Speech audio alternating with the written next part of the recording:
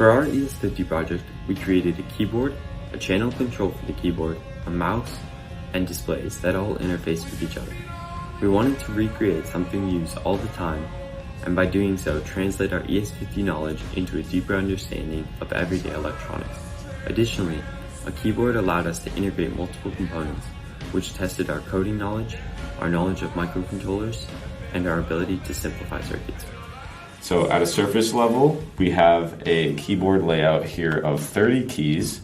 That's 6 columns wide and 5 rows long. And with this 30 keys, we were able to fit 26 letters of the alphabet, of course, and then 4 functional keys of backspace, enter, shift, and space. But we didn't want to be just limited to this 30 key layout.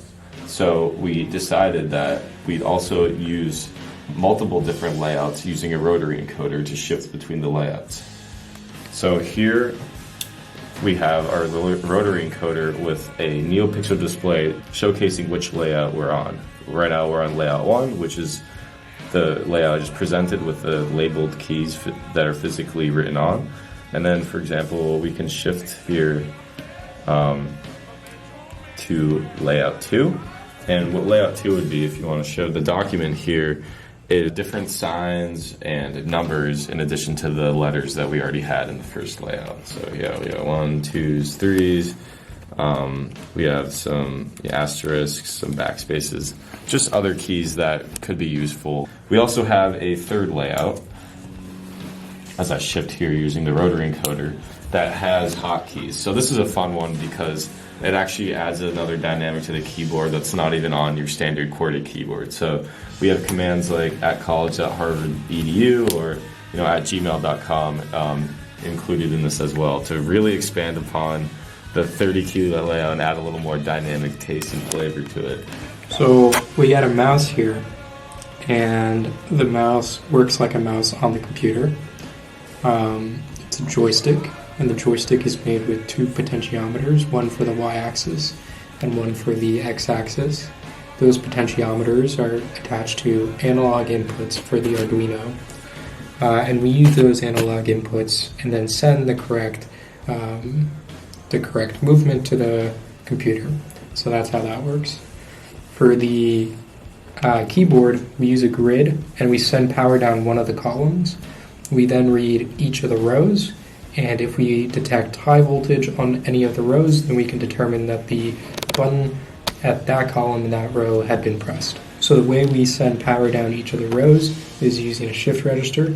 So the reason why we use a shift register, so in this keyboard we have 6 columns, but in a normal keyboard you might have 13 columns, and using that many pins takes up a lot of space on the Arduino. However, using shift registers, you can use 3 pins on the Arduino to have any number of potential columns. So one problem that we ran into while we were building this project was that the refresh rate on the keyboard and the mouse needed to be different. We actually needed a much faster refresh rate for the mouse than we did for the keyboard. And based off of the code, we weren't able to use the mouse and the keyboard together. We incorporated a switch into our circuitry, which allows the user to toggle between using the keyboard or using the mouse and the rotary encoder.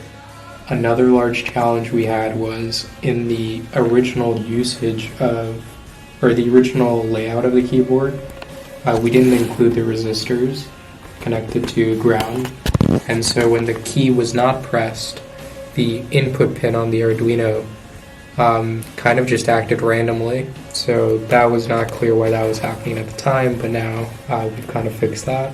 Oh, she lost it.